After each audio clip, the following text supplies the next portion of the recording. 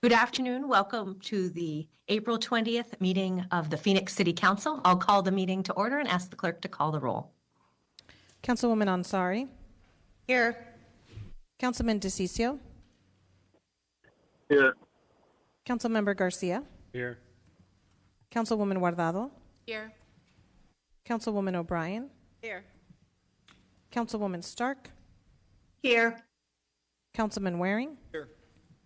Vice Mayor Pastor. Here. Mayor Gallego. Here. Thank you for joining us today. We have a very exciting council meeting, including financial support for over 600 affordable housing units, on top of more than 1,700 housing units we have zoned already this month in the city of Phoenix. We'll begin by introducing our interpreter, Mario Barajas. Mario, would you please say a few words? Yes, Mayor, thank you. Hello, my name is Mario Barajas, and I'll be serving as today's Spanish interpreter. And I'll take a moment to introduce myself to our Spanish-speaking audience and also review a few housekeeping matters with them. Hola, buenas tardes. Bienvenidos a la reunión formal del Consejo Municipal. Mi nombre es Mario Barajas y estaré sirviéndoles hoy como intérprete a los de habla hispana. Si es que van a dar un comentario público, de antemano pedimos que hable despacio y con claridad, y también evite tener distracciones de fondo. Finalmente, pause después de cada uno o dos oraciones, así para que les pueda interpretar lo que esté diciendo de la mejor manera posible. Muchas gracias. Thank you, Mayor. Thank you, Mario. I'll turn to our city attorney after our city clerk reads the 24-hour paragraph. The titles of the following ordinance and resolution numbers on the agenda were available to the public at least 24 hours prior to this council meeting and therefore may be read by title or agenda item only. Ordinances number G6980 and 6981, S48493 through 484 through. Thank you. Our city attorney will explain the role of public comment in city council meetings. Thank you, Mayor. Members of the public may speak for up to 2 minutes to comment on agenda items to be discussed. Comments must be related to the agenda item and the action being considered by the council. General comments that go beyond the scope of the agenda item must be made in the citizen comment session at the end of the agenda. The City Council and staff cannot discuss or comment on matters related to pending investigations, claims, or litigation. The City Code requires speakers to present their comments in a respectful and courteous manner. Profane language, threats, or personal attacks on members of the public, council members, or staff are not allowed. A person who violates these rules will lose the opportunity to continue to speak. Thank you. The June 17th, 2020 meeting minutes were submitted to Councilman Waring. Do you have a motion, Councilman? I do. I move to approve the minutes. Second. We have a motion and a second. Any comments? All those in favor, please say aye. Aye. Aye. Aye. Any opposed, please say nay. Passes unanimously. Vice Mayor, do we have a motion on boards and commissions? Motions to approve mayor and city council boards and commissions nominations. Second. We have a motion and a second. Any comments? All those in favor, please say aye. Aye. Aye. Any opposed, please say nay. Passes unanimously. Vice Mayor, do you have a motion on liquor license applications? Motion to approve items 3 through 12. Second. We have a motion and a second. Any comments? All those in favor, please say aye. Aye. Aye. Aye. Any opposed, nay. Passes unanimously. City Clerk, are we ready for ordinances, resolutions, new business planning, and zoning? Yes, Mayor. Vice Mayor, do we have a motion? Motion to approve items 13 through 87, except the following. Items 25, 26, 34, 50, 51, 52, 53, and 62. Noting that Thank you. item 50 is as corrected, and excluding these items for public comment. Items 25, 35, 48, 50, and 64. Second. Thank you. We have a motion and a second. Any corrections? Roll call. Ansari. Yes. DeCiccio. Yes. Garcia, Yes. Guardado, Yes. O'Brien, Yes. Stark, Yes. Waring, Yes. Pastor, Yes. Gallego. Yes. Passes 9-0. We next move to item 25, which is an item on adding a public health advisor position. Vice Mayor. I move item number 25. Second. We have a motion and a second. Councilmember comments? Councilmember Garcia. Thank you, Mayor. This past Friday, we met with community members in South Phoenix who are directly working with other community members to improve health programs. Their programs provided more culturally appropriate foods, provided training, support for parents, and even providing medical visits in mobile units to reach the most vulnerable. These are all programs that the city should be supporting to improve the quality of life of those who have been underserved for so long. Hiring this public health advisor will finally give us a public health lens and the ability to learn about what communities are already doing and how best we can support them. I'm excited to see this flourish, and I'm going to be voting yes. It was a struggle during the pandemic to think that we did not have someone on our staff who was thinking about public health, but one of the amazing things we saw through the pandemic was how people came together, and I believe this position is going to allow us to have both our departments speak to each other, but also be able to coordinate and support other organizations around the valley and in Phoenix to come together to make sure that we are looking and looking to better the public health of all our communities. So I'm really excited for this, and we'll be voting yes. Thank you. Councilwoman Ansari, followed by Councilwoman Guardado. Thank you, Mayor. I am equally as excited about this item. If I think there's anything we've learned throughout the past few years of the pandemic, it's that governments and especially local governments need to be prepared for everything, and that public health needs to be a priority. It's long past time that our city has a dedicated position for public health, and I hope that this actually leads to a public health office that I know many of my colleagues have advocated for as well.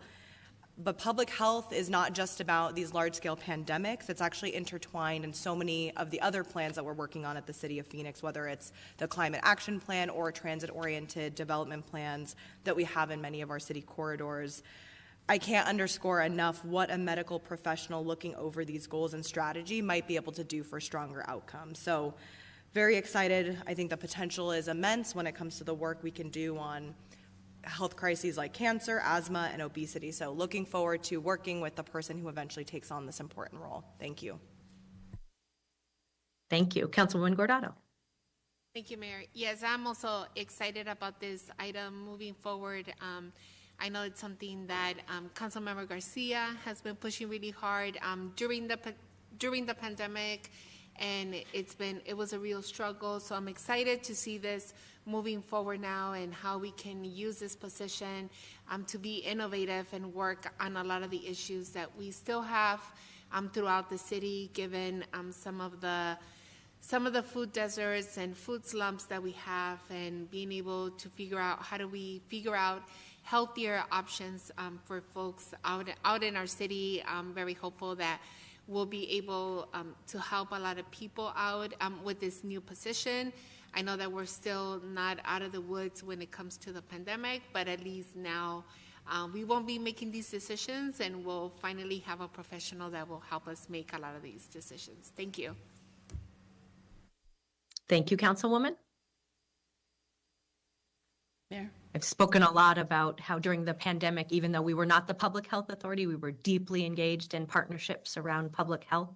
I am thankful that we had access to consulting support from world-class infectious disease specialists who helped us make decisions and keep our community as safe as we could. Now we have an opportunity to have a more long-term solution towards getting advice around health equity, which is, as Councilman Ansari said, very key to so many of the decisions that we make in this community. My goal here is not to replicate the work that the Maricopa County Department of Public Health is doing. I think their recent reorganization and the City of Phoenix becoming the central region is very encouraging. I'm very hopeful that the individual who's hired through this item will be able to work closely with them and help them better navigate the very complex organization that is the City of Phoenix. We've had a particularly strong departmental partnership between our emergency management team and Maricopa County Department of Public Health. I hope we build on that. And I think this individual can really work to make sure that we have health expertise as we make important decisions and that we put equity at the forefront. So this is an exciting day and hopefully will move us towards being a healthier and more equitable city. We do have one member of the public to address. We'll go to the vice mayor and then we will go to the phones for one public comment. Thank you. I don't think you saw my hand. It's okay. I just want to say that this position or this leading this way, it will strengthen our position in public health in the sense that strengthen our position with the county and be able to see and tell the struggles that we are also facing within our community. The number one part that I hope we will address is also the health inequities within our community.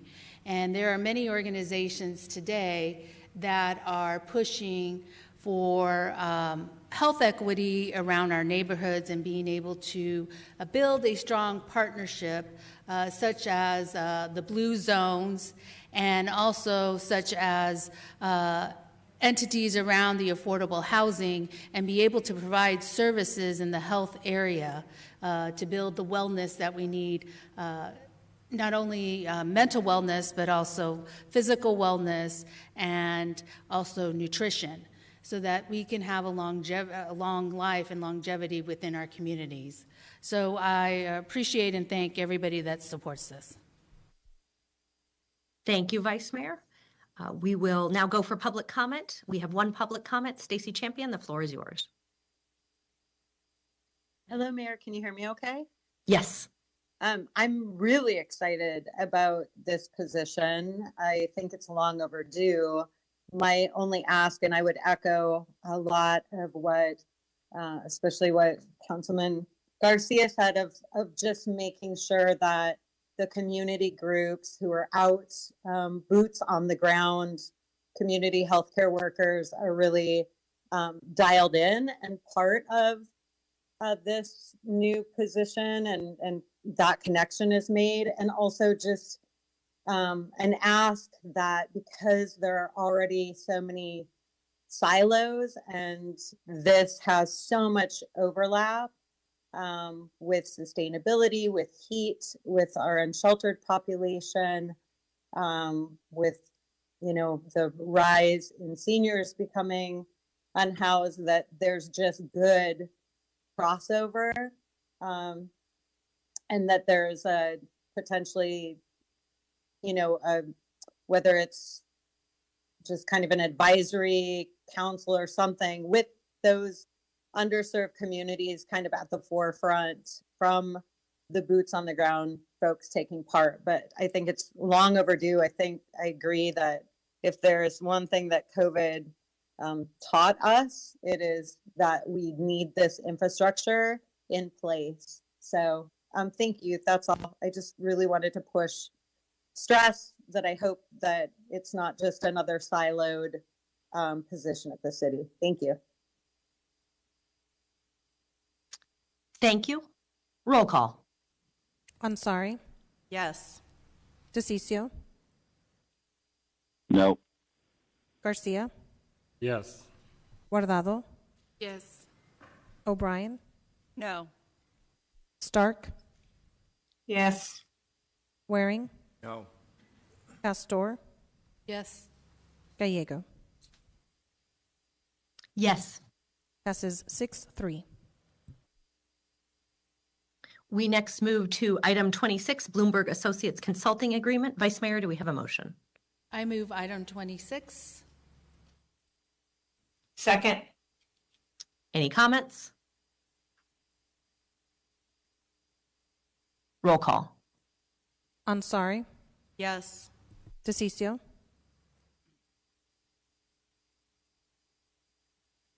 No. Garcia, Yes. Guardado, Yes. O'Brien, Yes. Stark, Yes. Waring, No.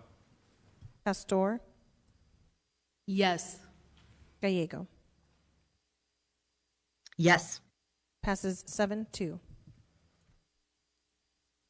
Item 34 is our ARPA Phoenix Resilient Food System programs. Do we have a motion?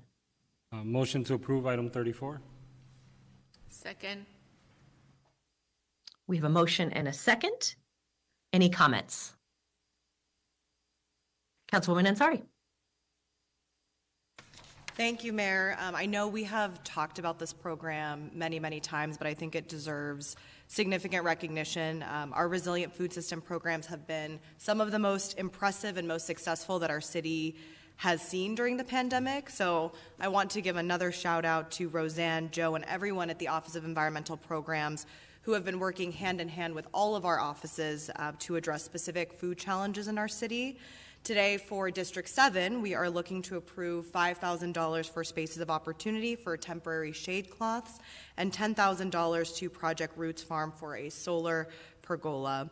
And as always, thank you to our partners at Local First Arizona, the Arizona Food Bank Network, and LISC for their support in getting dollars out. I know that Project Roots will be celebrating this win at their first ever Taste of the Garden fundraiser, which is on April 30th. I hope you all will be able to go out and support. And I also want to take a moment to highlight the current situation at Spaces of Opportunity right now. We have heard that there is a waiting list of local and refugee farmers ready to get to work and even expand the work that they're doing, but don't have enough access to affordable land and supplies. So I know the city is working hard to better partner in these efforts, and I look forward to working to continuing to work alongside District 8 to ensure that we do everything we can to help this community thrive. When these federal dollars inevitably do run out, it's critical that we come up with a plan to make sure that we keep these programs going. The needs simply aren't going to go away, and it's going to get harder as Phoenix continues to grow. So I am looking forward to supporting this program today. Thank you, Councilwoman. Councilmember Garcia. Thank you, Mayor, and echo the thank you to staff and the folks who have worked on these programs. The food resiliency programs have been one of our most successful programs in the last couple of years. I'm proud that we're looking for different ways to continue to support these food systems. As District 8, we chose to give directly to farmers, specifically at Spaces of Opportunity. We truly believe that the people know their needs best, and we know that those funds will go a long way. Also echoing the need for farmland. Because of its success, we've seen the good that it brings and how it's brought community together. So really excited beyond this to continue to look as a city and to work with my colleagues to find other spaces that can be used for growing food, and I'll definitely be supporting this.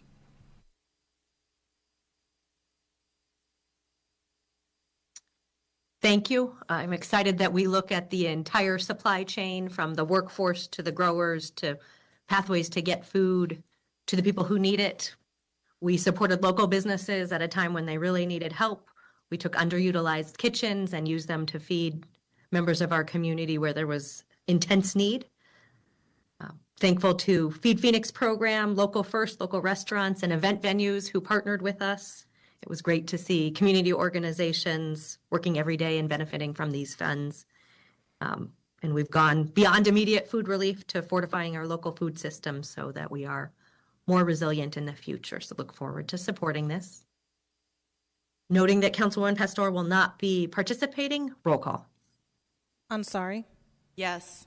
DeCiccio, Yes. Garcia, Yes. Guardado, Yes. O'Brien, Yes.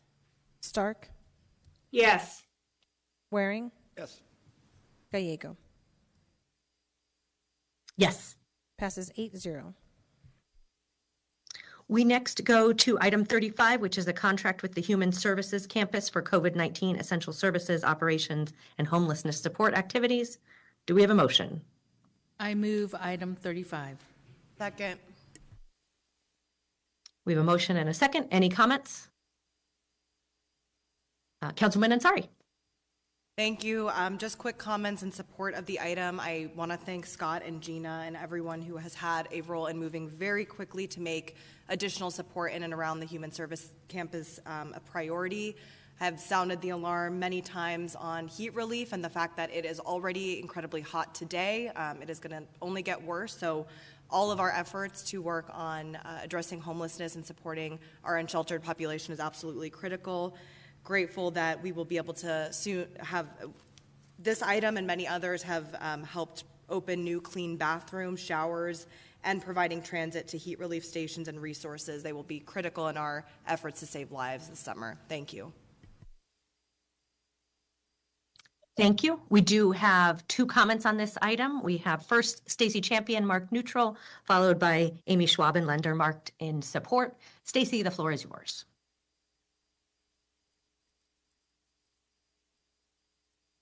Hi, can you hear me again? Yes. Okay. I just wanted to bring up that when I was just recently downtown, we've already had 95 plus degree days, and there was still not water available to folks. The bathrooms, the new bathrooms were not accessible to people. And I just feel like these things are very, very important. There are over 1,000 people now on the streets outside of shelter. I did some research recently, and refugee camps provide 1 bathroom per, I think it was 50 people, which would equate to 50 restrooms, just if we were to look at it like a refugee camp. So I think that there is still a dire need for more and faster to keep people alive, especially since the temperatures have already been hot. I think it's very basic asks, restrooms and potable water for folks. And I'm just curious as to, now it's already the end of April. My citizens petition was basically kind of blown off by everyone that all these things were already happening. And I personally have not seen them happen. So I just want to know when there will be a sufficient number of restrooms and water available for a lot of people in a very tough position. Thanks. Thank you. Amy, the floor is yours. Thank you, Mayor and Council. Appreciate your support in hearing this item.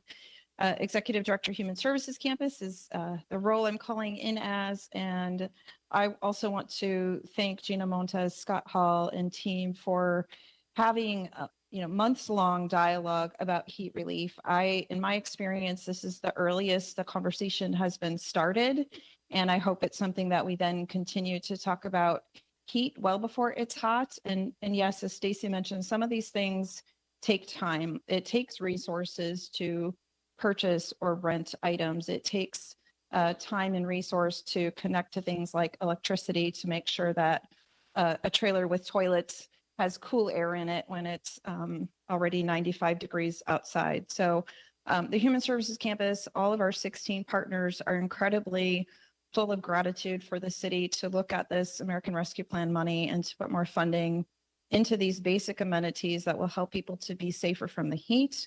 We'll be creating additional shade areas, cooling places, and additional client storage. So also have an opportunity to address the barrier that people face by having so many possessions with them while they are unsheltered. So really, thank you for your support and being creative and innovative with us. Thank you, Amy. Very helpful to have your perspective.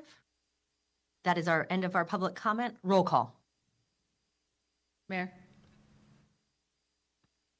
Vice Mayor? Yeah, I'm sorry. I don't think I'm waving. I'll just wave. Stacy asked some questions, very specific questions, and I would just like a timeline of when that's going to roll out. So I don't know who to ask that to. And did you want it for Amy or for? No, there were specific questions that were asked as to when we voted on these items and when the facilities were going to be placed in the areas that are needed, and how quickly can we get that since heat is already here. Mayor, members of the council, we've got Deputy City Manager Gino Montes and Scott Hall, Special Projects Administrator over homelessness, that will come to the table and speak to those questions. Thank you, Mayor, Vice Mayor, and the council. I'm going to let Scott talk some specifics on the bathroom trailer specifically and the sprung structure and where we are on that. There are a lot of logistics that have to happen, and we're ready to have them be in service. But I'll let Scott talk more about that. Yes, and to Gina's point, and referring back to Amy, the resources it took to get these in place was pretty extensive, and we're very grateful for the Human Services Campus and partners of being so flexible and nimble trying to implement these things. The toilet trailer that's out there, it's more complicated than just parking a trailer and letting people use it. There's running water through it. We had to have access to plumbing and sewage. We had to have electrical. The first intention was to have it run off the sprung structure. We couldn't do that, so the delay has been really just the electrical. We had a new power run underground to the project, so it should be up and going probably within the next couple of days. So we're hoping by this weekend we'll be fully able to have the restrooms, potable water connected to it, along with getting people into the sprung structure. So I want to say I appreciate that update and hear that it'll be up in several days. I think it's also important for our community to know where we are on the timeline, so that's why I asked for it. And it is happy news. I guess I would like to do the happy dance right now to know that it is will be here by the weekend. So thank you. Thank you. Thank you so much. Any additional council member questions? Roll call. Ansari. Yes. DeCiccio. I apologize. DeCiccio. Yes. Thank you. Garcia. Yes. Guardado. Yes. O'Brien. Yes. Stark. Yes. Waring. Yes. Pastor. Yes. Gallego. Yes. Passes 9-0. Thank you. Next, we go to item 48, which is a memorandum of understanding with SRP on water conservation, heat mitigation, renewable energy, electric vehicles, and equity. Do we have a motion? I move item 48. Second. Any council member comments? The Vice Mayor has Vice to call Mayor me. Pastor? I'm calling myself Vice Mayor. It works for me. I have questions for the staff. Mayor, members of the staff, or Mayor, members of the council, staff are coming to the table now. So we'll welcome Deputy City Manager Karen Peters and our Chief Sustainability Officer Mark Hartman. Thank you. So I know that we will be speaking about water conservation, or water conservation has been spoken about and is going to be continuing to be spoken about. My question is, because a lot of the constituents don't get our packets and have the ability to understand in the sense of all the things that we know behind the scenes. I would like to know, with the MOU with SRP, what type of water conservation is being done, and then heat mitigation, renewable energy and electric vehicles, and what do you mean by equity? Thank you, Vice Mayor, Mayor, members of the council. Specifically to water conservation, and I'll let Mark speak to some of the other items. As you know, a few years ago, there was, the mayor appointed an ad hoc committee on water conservation. SRP was one of the participants on that ad hoc committee that you chaired, Vice Mayor.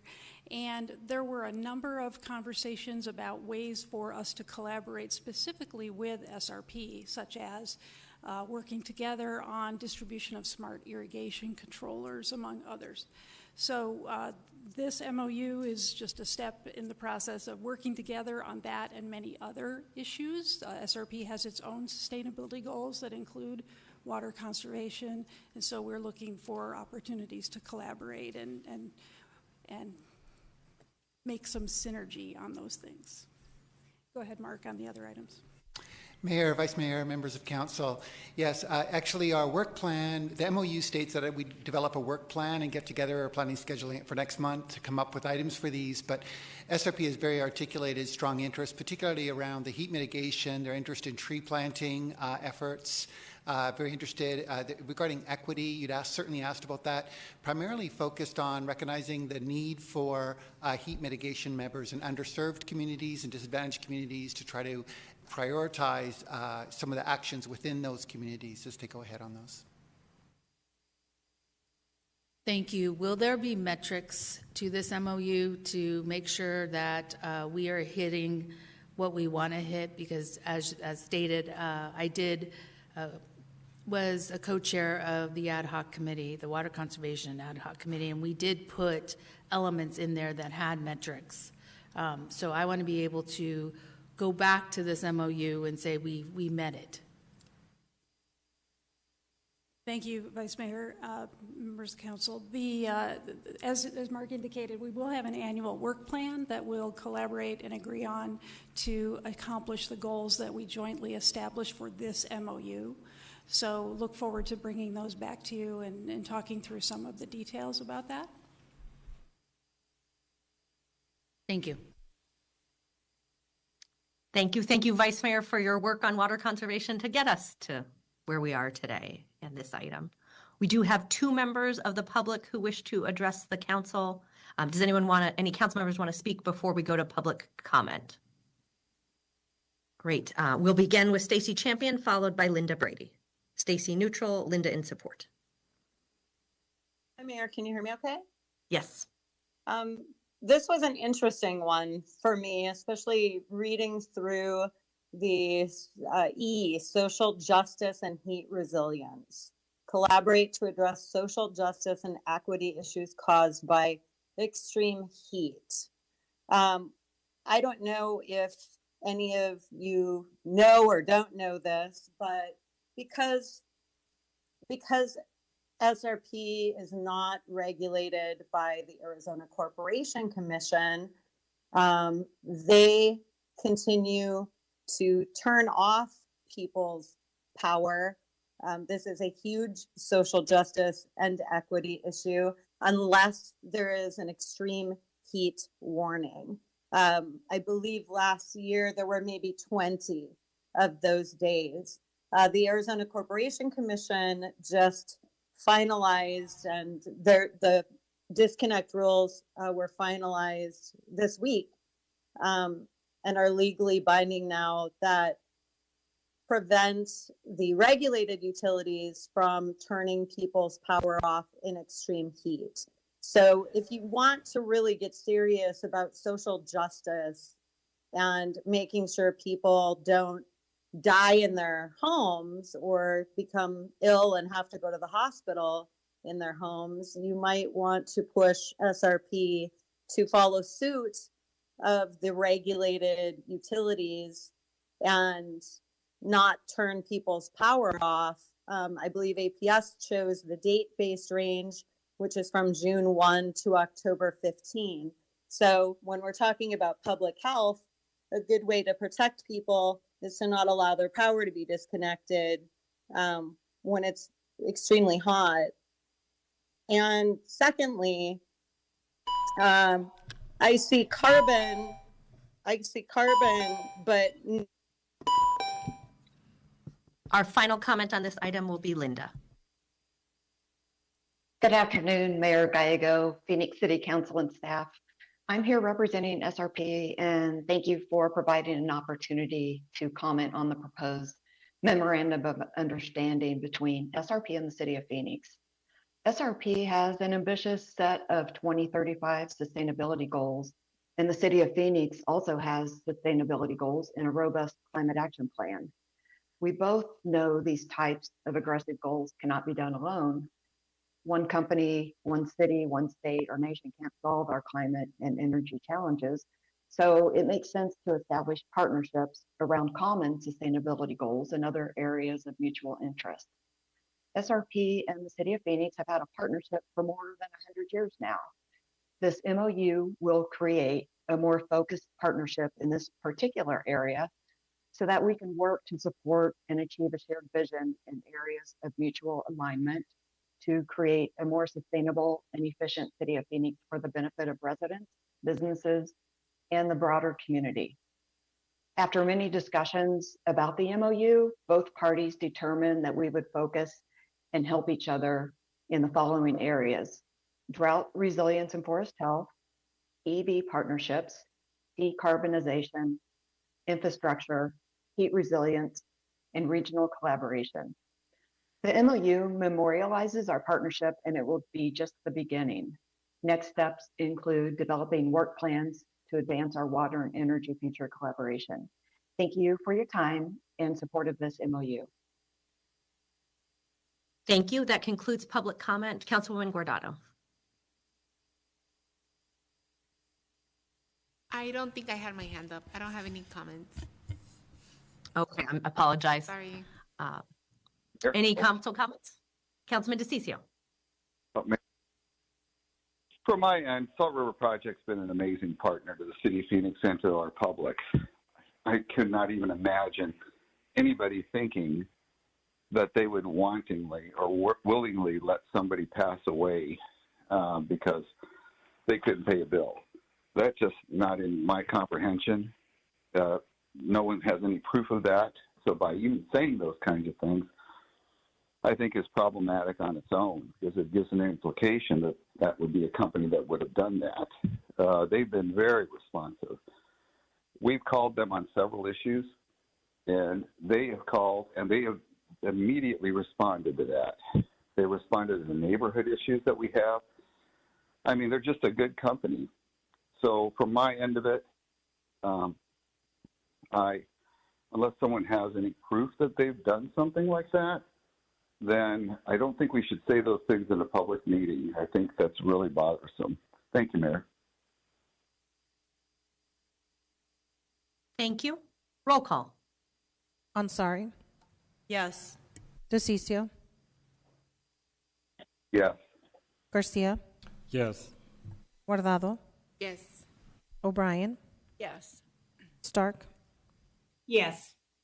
Waring. Yes. Pastor. Yes. Gallego. Yes. Passes 9-0. Thank you. Next, we go to item 50, which is the acquisition of building located at 2526 West Northern Avenue and the lease of the adjacent property located at 8114 North Black Canyon Highway. I will turn to Councilwoman Guardado for this motion. Thank you, Mayor. Yes, on this one I have tons to say, but I will start by making a motion to approve item 50. Second. Wonderful. We have a motion and a second on item 50, and we'll turn back to Councilwoman Guardado. Yes, Mayor, thank you. Well, first off, I just wanted to thank everyone that helped put this together. My first meeting right after I won was with Jeff Spellman, where he had great ideas on what to do on 27th Avenue. He's part of the Violence Impact Project, and we talked a lot about the 27th Avenue corridor and the potential that we had there. And then we started a conversation around the Kmart building and what we could do on that. And he had tons of ideas. And one of the things that we started doing, we started meeting with staff. My office began the meetings with the owner, with the residents, with nearby neighborhood groups, city departments, potential partners, and workforce training experts. Then COVID hit. We were inundated with calls from residents who were losing their jobs in the service industry, hotels, fast food, and restaurants all over the city. We knew that the redevelopment of the Kmart as a center for education, job training, and reskilling and opportunity was even more urgent.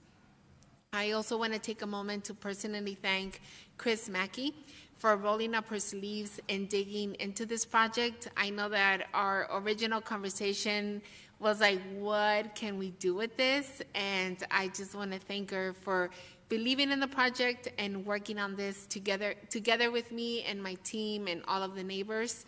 We went together to see workforce training programs. were being utilized by the city and community partners in Los Angeles. We met with Arizona State University and we brought them on board. We met with our community college partners and brought them on board. We met with Westmac and brought them on board as well. We took a tour of their facility out in North Phoenix, and we just thought how wonderful this would be for all of our students out in the Maryville area, and the opportunities that this would bring to making sure that students were no longer dropping out at 16 and would actually finish a career. This project has been a labor of love and hope for the future. We still hear from residents struggling from the economic dislocation brought on by COVID-19. We see the drastic increase in evictions and homelessness throughout our city. Today's item is about building a project with community, government, education, and private partners working hand in hand to bring real opportunity to our city, and also to show that not just one size fits all, that being able to do a different type of education, that the answer not always has to be that you have to go straight into a university, which I feel that's where a lot of our working class communities lose hope about continuing their education and drives them to want to drop out of school. And I'm hopeful that Innovation 27 will be that for folks. And I also think that we need pathways to good jobs with living wages that you can support a family on. We need education that leads our residents to the jobs of the future. We need training and reskilling that ensures that no one gets left behind as we build a world-class economy for all of Phoenix. And again, I want to thank Chris, Jeff, the neighborhood leaders with the Violence Impact Project, the Northland Square Neighborhood Association, and all of our community leaders who have supported and pushed this project forward. And I am very proud to be able to support this item today. Thank you, Councilwoman Guardado. Thank you for your hard work on this. And just wanted to confirm your motion was to move this item as corrected. Yes.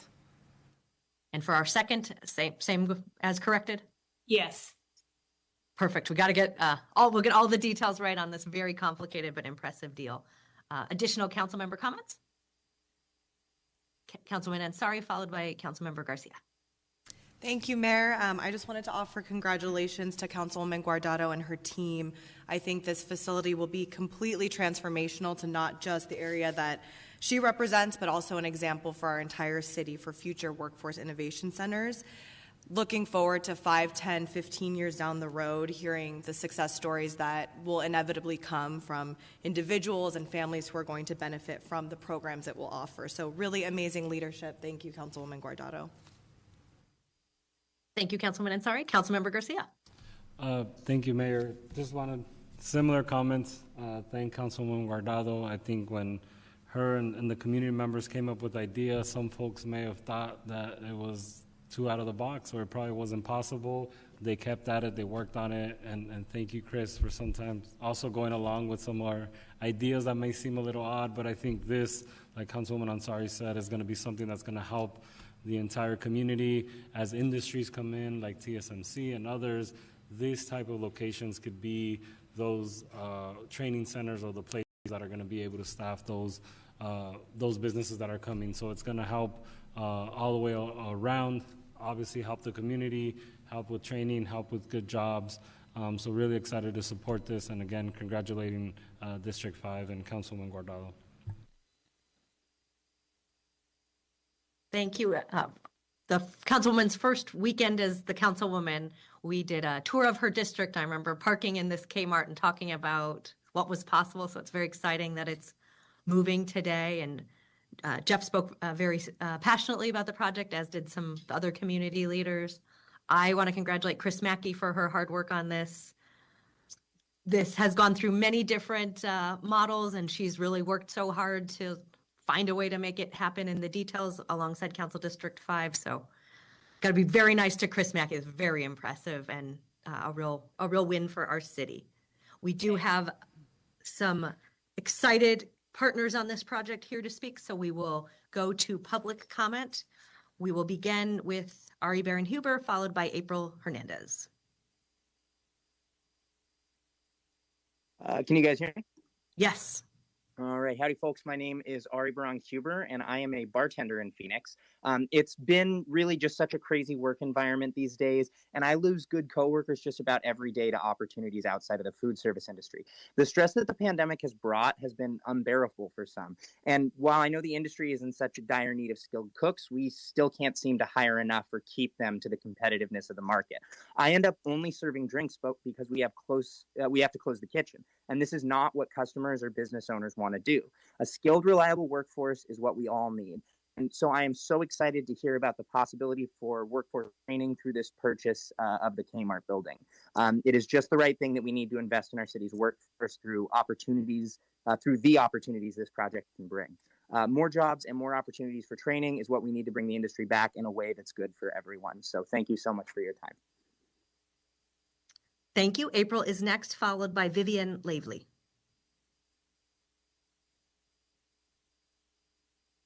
Hi, my name is April and I am a barista.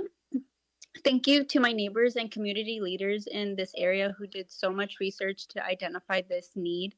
The Kmart facility being turned into an innovation center is going to be so inspiring for the kids who come by this area and see that the city of Phoenix is invested in jobs and training and opportunities for young people and working families. There's a school right there and tons of neighborhood families in the area that will be uplifted by this investment. We appreciate all the work that has gone into this project and ask that it be approved. Thank you. Thank you. Vivian is next, followed by Scott Elliott. Hi, everyone. Thank you so much for having me to speak. I'm also one of the many workers who will be affected by this, with new, fresh faces who are excited to get out into the hospitality and tourism industry. Many of you have spoken with me before. I am one of the workers for Phoenix Sky Harbor with HMS Host. We've had several people come through who are new, fresh faces, excited to learn how to cook in the middle of the industry and immediately run away when they see the process and everything. Plus, we also lack time to be able to. So this is going to be an amazing opportunity to get new, excited people into this industry, and I am all for it. Thank you for all of the effort and the labor of love for this. Thank you for your time. Thank you. Scott will be our final comment on this item. Hello, can you hear me? Yes. Hi, my name is Scott Matos Elliott. I work into the food industry, and many of us are stuck in one job and can't move up, can't move up to a higher one paid. And it's really difficult in the workplace because we don't have enough trained people. We have to constantly keep trying to show people what to do while being short staffed. So it's kind of like doing 2 or 3 jobs at once. Don't have enough people that cook or food or know how to make drinks or serve food. The vision that District 5, Councilman Cubado, and the community leaders that have led this effort for the future and jobs in Phoenix and for the people like us is gonna be great, and is gonna help out a lot. I truly appreciate the work of the city to make this happen and for deciding to invest into our community. Thank you. Thank you. That concludes public comment. I'll turn to Councilwoman O'Brien for comments. Thank you, Mayor. Congratulations, Councilwoman Guardado. This is such an exciting achievement for not just your district, but the entire community and area. And I remember shopping at that Kmart as a little girl, so to see what it ended up being, and know now that it will bring so much more to our community. So congratulations to you and your staff, and thank you to Chris Mackey. Your perseverance in getting this done through this pandemic is just something to be acknowledged. So thank you.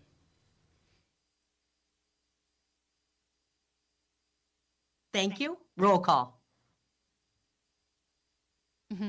I have a conflict with this item. Ansari? Yes. DeCiccio? Yes. Garcia? Yes. Guardado? Yes. O'Brien? Yes. Stark? Yes. Waring, Yes. Gallego. Yes. I apologize, Gallego. Yes. Thank you. Passes 8-0. We next go to item 51, redevelopment purchase and repurchase agreement with 3DC Partners LLC, an item in Councilwoman Ansari's district, so I'll turn to her for a motion. Thank you. I move to approve item 51. Second. Any comments? Councilwoman Guardado. Thank you. So I just had some questions, but I wanted to make some comments first. The redevelopment of the Adams and Central parcel was approved by the City Council on June of 2018. The purchase price was set at $2.8 million, and the developer had 18 months to commence construction. The project then came back for a year-long extension in June of 2020. In June of 2021, the project came back for another year-long extension, and at that point we said that it would be the last one. Now we are being asked to vote to support another delay, which will be the third extension on a project originally approved in 2018. I am concerned about how long we are going to extend this project. The appraisal for the site was done over 4 years ago. How much, and then one of my questions says, how much valuable is the land today than it was before? So I'll go through the questions and then if I can get some answers. If the value of $1 has already gone up 12% since 2018, how much has the price of such crucial parcel of downtown real estate that the city owns and should be getting the highest and best price for? I guess, do we have any of those numbers? Mayor, Councilwoman Guardado, the appraisal that was done when we took the site out for request for proposal was posted, and that's what the council made the approval on. The continuation that the council did in 2021, we did not do an updated appraisal. So I don't have a current appraisal amount for that particular site. Okay, thank you. And then also, what do we do if the project comes back in 11 months and asks for another extension? Mayor, Councilman Guardado, staff would not support another extension on that site. At that point, we would ask council to cancel the RFP and take it back out at council's direction. And I guess just on that, Chris, how do we, because I felt that was the conversation we had last year, that was the last extension that we would do. So how do we make sure how do we make sure that's the last one? Because last year the project was surely, we were told that it was surely going to be ready to go in the next couple of months, and that they were going to break ground, and that everything was going to be great. And here we are a year later, and and we're in the same place. Yep. Mayor, Councilman Guardado, thanks for that question. So in this instance, the developer did not ask for the extension. Staff asked for the extension as we approached the Super Bowl. That is the Adams Street entrance, the Adams Street activation into the convention center. And when Director Chan and I had a conversation, we thought it was in the best interest of the city. But I think what you could do, if it's something that you would be interested in doing, is even making a motion today, if it were approved, to not give staff the opportunity to bring it back in the future. Okay. And my other concern is we have been told by our city manager and our budget and research folks that we need to be cautious on our financial dealings. A recession could be a huge implication on our city and our ability to deliver services to our residents. Sitting on prime city-owned real estate in our downtown, giving extension after extension, I just don't think that's wise. We don't know. I know we've had Jeff tell us this many times, that we don't know where we're going to be in 6 months, right? And that we got to be very cautious with our budget. So that makes me very nervous. And we know that once recessions hit, tourism is the first place, people just stop traveling, right? Which is a huge concern for me. And for that reason, I just don't think that I can support this item. Either this project is ready to go or it's not. And I understand the Super Bowl, I understand everything that you're saying, but for me, I just feel like we've been talking about this project since 2018, and I voiced those concerns, and I don't think that I'll be able to support the project today. But thank you for answering my questions.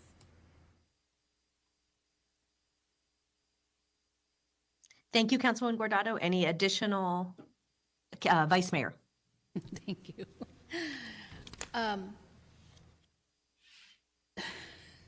There's a lot of history with this project. Now that earlier, particularly I read this piece, and there's been a lot of history, and it's been, I want to say, a good 4 or 5 years that this has been going and going and going, and asked for extensions. My question is, should we extend it, or I want to think this through, or should we bring it back to the city and then lease the property? Because we're selling the property, am I correct? Mayor, Councilman Pastor, that's correct. And so our philosophy of when we first did this RFP was we were selling our assets all over the place, left and right. And our philosophy shifted within the last several years to say, why are we selling our downtown assets? Why are we not holding them and then leasing them and having a long-term lease so that it generates money throughout the city versus selling it and getting the dollars at a one-time shot?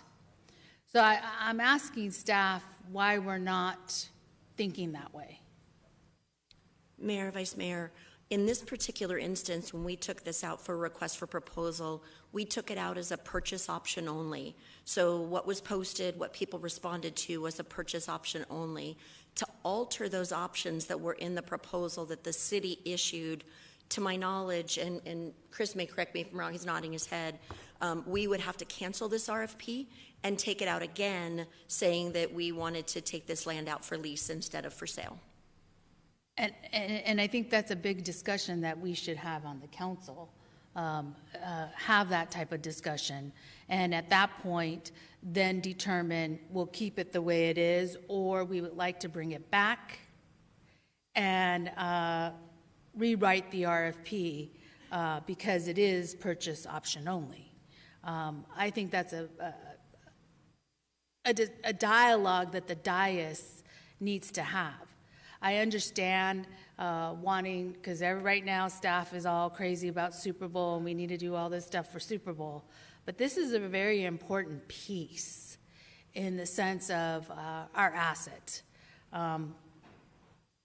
The other thing is that it was made very clear, because it is a controversial piece and has been, that the last time we were here, we were told we will not ask for an extension. I know the story about Super Bowl, but I don't think that should be the reason.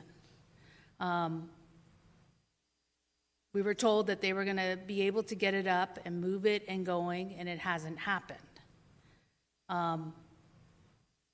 My question now to staff again is, are staff delaying the project, or can the project move ahead tomorrow and be built? Mayor, Vice Mayor, at this instance, staff is asking for the project to be delayed. The project does have permits with Mr. Stevenson's department that are ready to be issued today. So, Mayor, Vice Mayor Pastor, that is correct. There are multiple reviews that the project has went through for grading and drainage, water, landscape paving, foundation, fire line permits, and streetlight permits that are all ready to be paid for and issued to start construction if they wish to move forward. So then it's ready to go. So, Mayor, Vice Mayor, they're very close to be ready to go. They can start doing construction once they would pay for the permits on those items that are there. They do have some other things to work through, but I think those are things they can work through. I think the challenge is that puts their construction right in the time period with the Super Bowl and the light rail and Adams Street activation that we want to see as we are hosting some Super Bowl events. But we didn't stop the light rail construction, and we're now moving it. And I don't think we stopped business because the Super Bowl is coming here. And I'm just saying, because this is what was told to us last year, and it's on record. Yeah, Mayor, Vice Mayor, you're correct. I don't think we stopped construction of light rail. We did advance it because the Super Bowl was coming, and recognizing that when the pandemic first hit, there was an opportunity to work and move the schedules up a little bit as it relates to some of the construction, because we were trying to get more of it done for the Super Bowl. So we're trying to manage that, and we have, as far as constructions within downtown, tried to manage them better than in the past, because there's so much construction as it relates to impacts on the road network because of various street department projects, the light rail construction, and also water line improvements and other things that are necessary for private development. Okay, so then what I'm hearing is we're delaying the project because of Super Bowl. Is that what I'm hearing? Mayor, Vice Mayor, that is the request staff is making, is to delay the construction of the project in advance of Super Bowl to have Adams Street be at its most pristine condition. Yes. Okay. I don't think I got briefed on this, so that's why I'm asking. We'll go to Councilman O'Brien. Thank you, Mayor. So I just want to make sure I understand that this project was ready to move forward. It was moving forward. We have permits going forward. And had we not approached the project and requested this delay, they would be moving forward. Mayor, Councilman O'Brien, that's correct. I made the call to the developer myself after I had a conversation with Director Chan. And what would be the impact to the multitude of visitors we will have for Super Bowl if this construction project went forth? Mayor and members of the council, Councilman, as you know, in February we will be hosting Super Bowl 57. Downtown Phoenix is expected to host a majority of the fan-related events. So our vision or plan is to develop an outdoor fan campus. So from a planning perspective, the more options that we have on the table to have sponsor activation zones and activities, that makes the ability to do more events in downtown that much easier. A lot of things have changed since we last hosted the Super Bowl in 2015. Block 23, which was our major event site, has since been developed. We have more light rail construction and trackway developed. A lot of the small parcels are no longer available as they've been developed. So this just puts more options on the table from a planning perspective. And Chris, can you remind me, I think the Community and Economic Development Committee just recently approved some funds to bring in additional visitors. Can you tell me what the impact might be to those folks?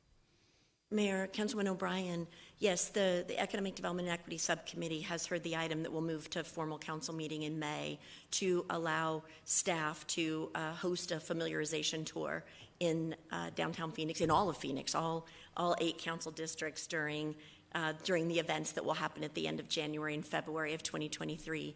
And so as we look at those events, as we bring in people, our goal is to showcase Phoenix in its very best possible light. When people are taking pictures, when they're walking around, we want them to see Phoenix as a great destination location for their businesses, for tourism, for conventions. And the concern that I had was this is the primary entrance into the NFL experience, into the activation of the area that is most prominently featured for the Super Bowl. And it concerned me that it would be, Adams Street would be torn up. Half the construction would be happening. It'd be at a really challenging part of construction and digging and that type of thing. And I was concerned that that would cause challenges to us putting our best foot forward and showcasing Phoenix for future business. Thank you for answering my questions, and I would just like to commend you on having the foresight to make the request, and thank you to the developer for being willing to work with us, because in my opinion, developers that are willing to put their projects off, in this particular case, at our request, they're the ones who are potentially losing money, especially in a time when costs continue to rise and rise. So I will be supporting this project, and thank you. Thank you, Councilman O'Brien. Councilwoman Stark. Thank you. I too agree that they are taking a risk in doing this for us. Just a very quick question. Alan, you said there are still a few outstanding issues, otherwise they'd be ready to pull permits. If during the Super Bowl, as we're readying for that, they can address all those issues, correct? And then the day after the Super Bowl is gone, they can go and get their permits and get started, in your opinion? Mayor, Councilwoman Stark, yes, they're items that are within their control to do. They do need to go back and re-up a variance that was already granted to them to extend that time as well. They're in the process of doing that, and then they'll finalize the site plan and elevations, and then they already, like I said, have permits to start the groundwork today to start doing all of that in preparation for the building to go vertical. Great, thank you. I'll be supporting this as well, Mayor, and luckily we'll have it open for the next Super Bowl after next February's. Thank you. Thank you. Well said. The renderings from this hotel are just gorgeous, so it will be wonderful to have it for that next Super Bowl. Chris and John, thank you so much for having the foresight to see that this might be an issue. We are certainly lucky that 3DC Partners was willing to work with us. I have a very fond memories of when we had a city employee day during one of our previous downtown mega events, and there was a great activation on Adams Street, right where this will be, and our city employees were having a wonderful time. So many people have rediscovered our downtown during these large events or visited it for the first time, and it's just a great opportunity for the city to show our best. So look forward to supporting this item as well. Any additional comments from my Vice Mayor? Thank you. Alan, you just mentioned about permits. When were the permits pulled? Mayor, Vice Mayor, the permits that they have sitting, waiting to be paid for, so they would actually have a permit to start construction, varied from late 2020 to the middle of 2021. Okay, were permits ready in January 2021?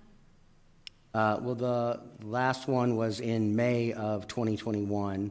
The first one that would have been available looks back at in August of 2020. Okay, so there was enough in the timeline to begin, at least, because when is the extension expiring? And Mayor and Vice Mayor, let me be clear on kind of how the development process works. When I talk about the plan reviews and then the permits, they're for specific disciplines. So like the fire line permit was available for purchase in August of 2020. You wouldn't start a project just for the fire line and close down the street and do all of those things that would go. You do that all as part of the project overall. And so they get them done by discipline. And so that's what I'm reading to you when I say they have various permits, up to the point of now they have a foundation permit that is eligible, where they would start all of that groundwork to move forward and then go into the vertical part of the project. And that permit was when? The foundation one was in the end of 2020. Okay, so it was ready to go at the end of 2020. And then when did was it a year ago that they asked for an extension, or almost a year? Mayor, Vice Mayor, yes, it was early June of 2021, and we asked for the extension due to the lack of financing options that were available in the market. where hotels were concerned. Coming out of COVID, hotels are struggling to find, they were struggling to find financing, and that was the reason we made that request in 2021. June 2021. Correct. And the extension, to meet the current timeline, they would need to break ground in early June of this year. So let me get this clear. You're asking for an extension from today or from June? Mayor, Councilman Pastor, from June. The current extension goes through June 3rd, I believe it is. It's the very beginning of June. Okay. So you're asking because the extension expires in June. You are now coming in front of us saying we would like another extension because of the Super Bowl. With the dialogue of a year ago, when we were discussing that we weren't going to ask for another extension, but the way it's being presented today is staff is asking the extension.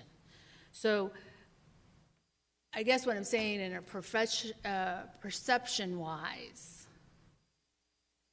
staff is now in front of us saying it's because of the Super Bowl, but public-wise, it could be looked as the developers really asking for the extension, but staff is going to ask for the extension. I'm just saying perception. That may not be the case, but if someone on the outside is watching and hearing the dialogue, they would be like, what's going on? What I have to say is that a year from now, if this project is not built, I would like to see this project to come back in, do a new RFP, and lease the land so that we save our asset, and then see where we go from there. So I think the developer needs to understand that as to where the council is. I find it very hard that a developer is willing to lose money after doing all this investment. I know during COVID, financing wasn't there, but financing is here today, and I'm just surprised that they would want to lose the money. So those are my comments.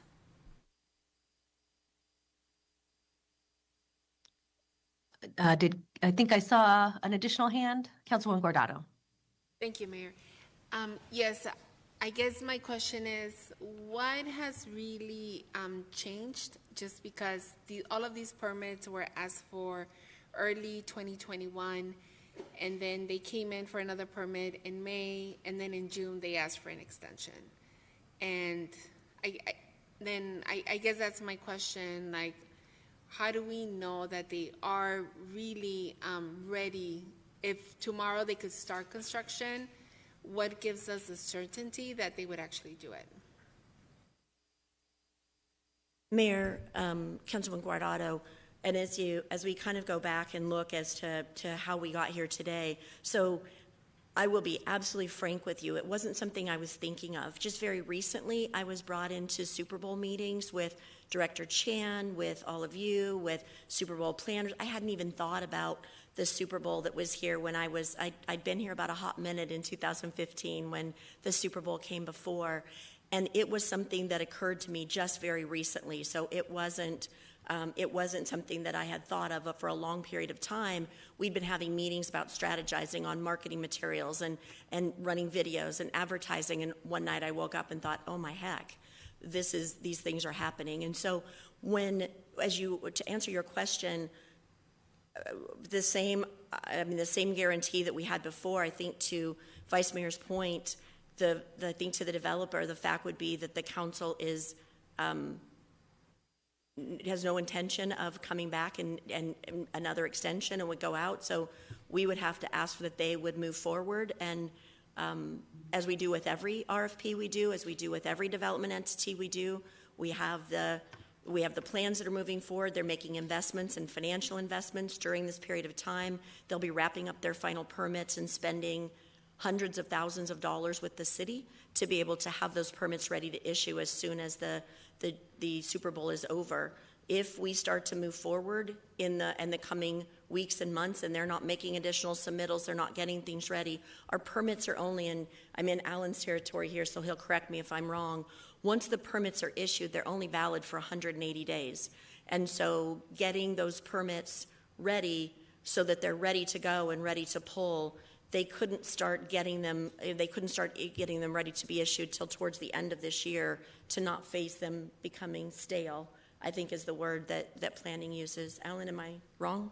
No, Chris, you're correct. They could be extended. They would have to pay for that and extend it, but because they have passed all the permit review requirements, they wouldn't have to go through a review again. They would just have to pay to extend those. And I would just note for the record that, this is a multi-million-dollar project, but they are expending a decent amount of money in what they're doing. For example, the foundation permit review fees are $185,000.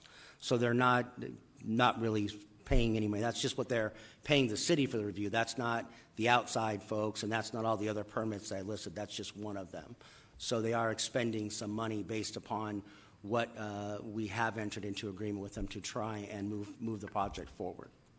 Yeah, I mean, I guess for me, what raised the red flag was when my staff called your department and asked what's happening with this project, where's this project at, and when staff told my staff, we haven't heard from them from over a year, right? So for me, that just raised a lot of red flags in terms of, I understand. And look, Chris, I love how you're thinking and you're very innovative and you're always thinking ahead in terms of how do we make sure that we continue to move the city forward. And Super Bowl, I think it's a great deal. But I think given the history with this project, those were a lot of my red flags of, it didn't seem that there had been much movement for a company that says that they're ready to break ground, that they'd be ready to move forward tomorrow if it weren't because you came and you asked them to not move forward. So for me, it's a little, I just have a hard time being able to support this just because I'm not exactly sure, given everything that's happened in the last couple of years, that I can trust that the project is going to move forward. And our economy is very different now than when it was in 2018. And it continues to churn.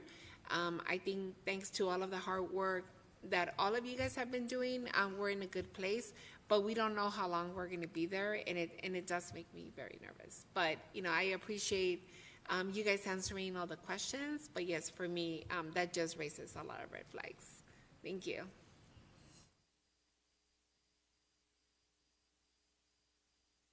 Thank you. Roll call. Ansari. Yes. DeCiccio.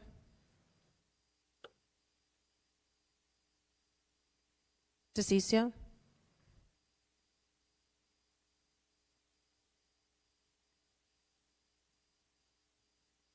Garcia. No. Guardado. No. O'Brien. Yes. Stark. Yes. Waring. Yes. Pastor. I'm going to explain my vote. I will vote yes with the fact that if there will not be another extension and that we will be able to bring the land back in. Gallego. I vote yes. Passes 6-2. We next move to two related items for our downtown items 52 and 53. One is our membership agreement with Downtown Phoenix Inc., and one is our enhanced services agreement, district agreement. Vice Mayor, do we have a motion on 52 and 53? Can I combo them? Yes, I move 52 and 53. Second.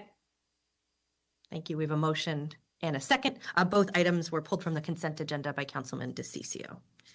Any comments? Roll call. Ansari. Yes. DeCiccio.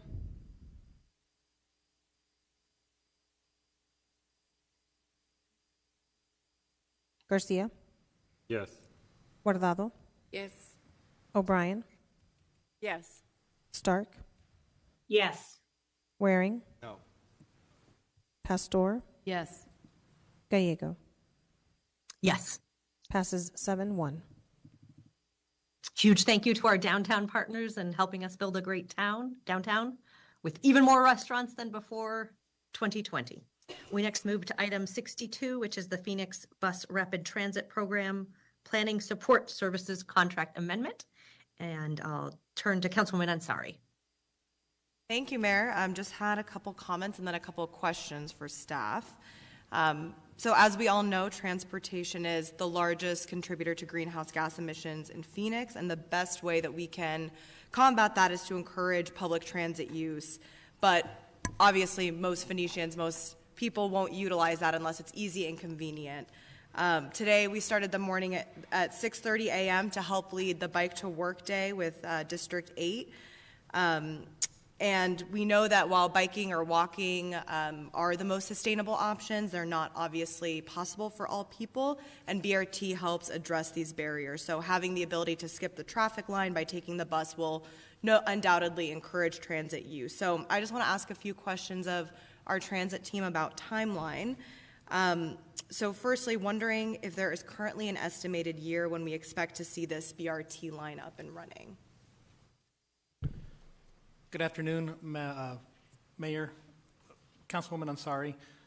That will be one of the components that will be part of this. I'll call it the heavy lift that's going to be part of this amendment, is going out and getting a significant amount of input from the community on how should BRT operate and look and interact with things like intersections, existing traffic, things like that. So we don't have a definitive timeline, but this is kind of like because it's Phoenix's first foray into the BRT world, that will be primarily determined by how are we going to build it, how is it going to look, how is it going to look, interact with the existing infrastructure, and what changes might we need to make to implement it. So that'll be part of this process.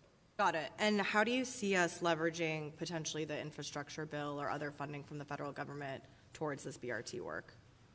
Yes, Councilwoman Ansari, we definitely are looking at those opportunities.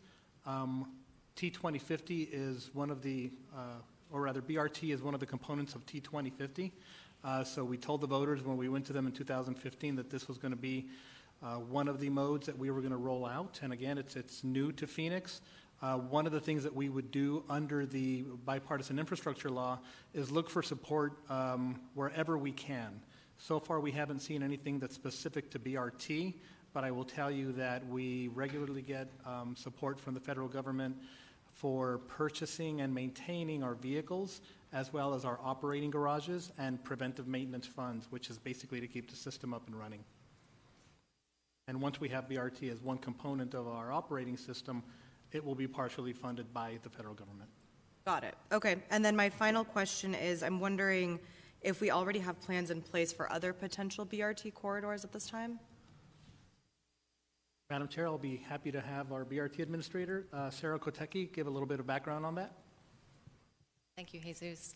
Mayor, Councilwoman Ansari, as far as the BRT system, back in 2019, we did a systems analysis where we looked at transit propensity, transit performance, ridership forecasting, and we had identified potential BRT corridors.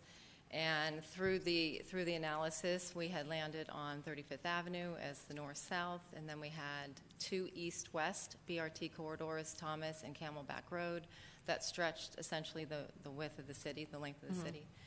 And we were asked at the time to pivot regarding the east-west corridors because there was a West Phoenix high-capacity transit study that was going to be underway. So at that point in time, we decided to move forward with 35th Avenue, which last year was approved unanimously through CTC, TIP, and also Council. Got it. Great. Thank you. Well, very excited about this. As you know, I think public transportation should be our first go-to solution when it comes to issues around air pollution and climate. So I'm glad to see this at the forefront. Thank you. Thank you, Councilwoman. Thank you. We do not yet have a motion, so I don't know if Councilwoman Ansari or the Vice Mayor would. I'll make the motion. I move. Councilwoman Stark moves. I'll make the motion because you know I'm a big fan of BRT, so I move to approve per staff recommendation. I second. Wonderful. We have a motion and a second, and I'll turn to our transportation chair for comments. Thank you. Yeah, I am very excited about BRT. And in a city as large as we are, we need to have different modal opportunities. And I think BRT is one of them that can really serve areas that light rail may not be able to go to, or even in areas where we need something better than our bus system. I've had a chance to see the BRT in Seattle and in Las Vegas on various vacations, and it is very slick. And so I want to put in, please think about Bell Road as a potential BRT in the future. I think that is a road of regional significance. And not only does it serve Phoenix, but it serves Glendale, Scottsdale, Surprise, Peoria. So hopefully as we continue to talk about BRT, we can look at that particular corridor. Thank you, Mayor. Thank you, Councilwoman Stark. It's so exciting to be bringing a new mode of high-capacity transit to our city. Any additional comments? I want to thank Sarah and our consulting team for the work we're doing to move this forward. It's a premium level of service and great way to move a lot of people in a sustainable way. So it'll be cool to see the specialized buses and signature stations and how we make BRT uniquely Phoenix. And thank you to our voters for approving the Transportation 2050 plan along with this important component. Roll call. Ansari, Yes. DeCiccio,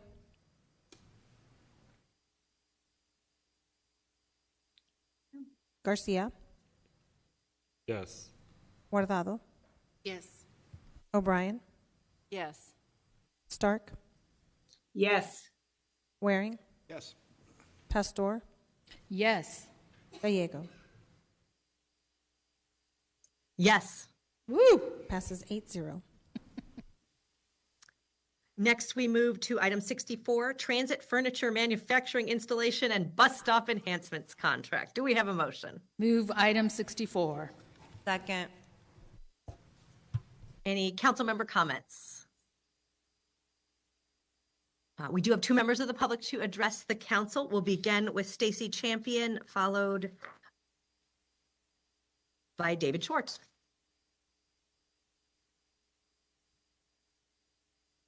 Mayor, Stacy is no longer on the line. Oh, wonderful. Sorry, we go next to David. Good morning, or good afternoon, Mayor Gallego and council members. My name is David Schwartz. Can you hear me okay? Yes, we can. Okay, well, again, my name is David Schwartz. I have the honor and privilege to serve as the executive director for Friends of Transit. Our mission is pretty simple. It's to educate people about the benefits of mass transit as part of a balanced regional transportation system. I'm a little disappointed in myself. I meant to turn in a slip for the previous item because like Councilwoman Stark said, and you said, and everybody, BRT is a fantastic mode of transportation in the appropriate places. So kudos to you. But today I'm here to talk to you about item number 64 on the bus shelters. So many of you will recall, some of you were on the council still back in 2015 when the voters of Phoenix approved Prop 104, also known as 2050. And so the parts you would hear most about were about the bus stops, about the bus improvements, the road improvements and light rail. But some of the other stuff that you didn't hear as much about, but was equally important, was the bus shelters and the need for shade. And I applaud you and City Manager Barton, Deputy City Manager Paniagua, Transit Director Jesus Sapien for putting this on before you. As far as I can tell, most people when they're out there, you can always see when you drive by a bus stop without any shade, you get the little, in a hot day, you see them all hiding behind a telephone pole, just trying to seek that little bit of shade. So anything you can do to add more shade is greatly appreciated. I applaud you for using some of these ARPA monies to help with that. As far as I can see, the more you can do, the better. So I am here in support and I encourage all of you to approve it as well. thank you for the time. Thank you, David. Any additional comments? Councilman Ansari. Sorry, I just want to echo what David said. I think another barrier to transit use obviously is during the summer months, a lack of comfort and just waiting and being at the bus stop. So I think every single one of our bus stop needs to have ample shade. So Jesus, I was wondering if you could tell us, will this contract be able to provide shade at all of our bus stops? If not, how many? What percentage are we at? How do we get to that 100% mark? Thank you. Thank you, Councilwoman Ansari, for that question. Right now, we are hovering right at 70% of our stops that are shaded. Sometimes that is because there are other things shading, like an existing tree or building or something like that.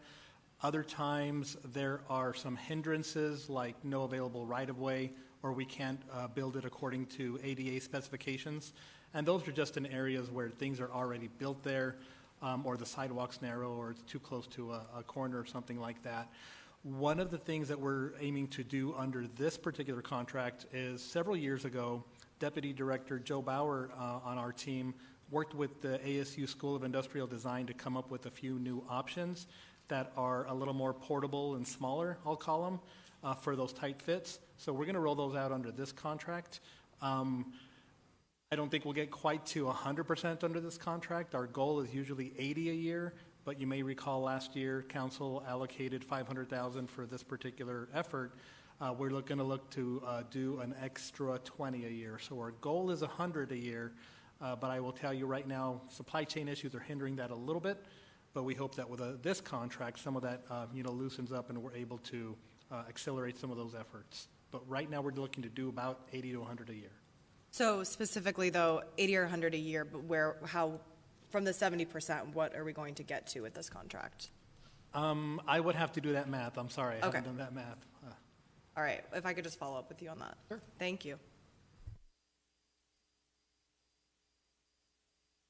Thank you, Councilwoman, and thank you to our voters for providing the support, as well as the Gila River Indian community and our federal partnership. This is very exciting. ASU is going to help us with even better designs, and it'll be great to see, as well as some safety improvements we're doing as part of this. Roll call. Ansari. Yes. DeCiccio. Garcia. Yes. Guardado. Yes. O'Brien. Yes. Stark. Yes. Waring. Yes. Pastor. Gallego.